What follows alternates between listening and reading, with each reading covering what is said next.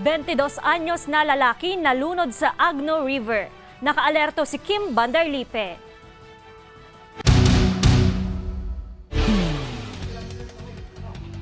Sa kuhang video ng mga Taram Police Station, makikita na nire-retrieve ang bangkay ng 22 anyos na si Mark Christian Donato sa barangay Pampano, mga Taram, Pangasinan.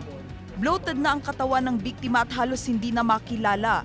Ayon sa pulisya, nakipag-inuman ang biktima sa ilan niyang barkada at nang malasing naligo siya sa ilog pero tinangay siya ng agos. Nahanap ang bangkay ng biktima dahil sa mabahong amoy. 2 kilometro ang layo mula sa lugar kung saan siya nalunod. Biglang nag-dive yung victim natin sa ilog, then nag-cross doon sa kabilang pampang. Pagbalik daw niya, ma'am, doon sa mga kasamahan niya, nung nandun siya sa gitna, bigla na lang daw lumubog. Isa sa ilalim sa otopsiya ang bangkay ng biktima upang malaman kung may foul play sa insidente o wala. Hindi niya alam, malayo masyado yung pinuntahan nila sa mga kabahayan.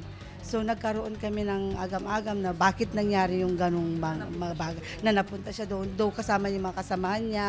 Kung nakainom po tayo, huwag na po tayong lumusong sa tubig or maligo. At kung naliligo naman po tayo, huwag na nating haluan ng alcohol para hindi po tayo mapahamak. Kim Bandarlipe, nagatid ng Balitang Amiyanan.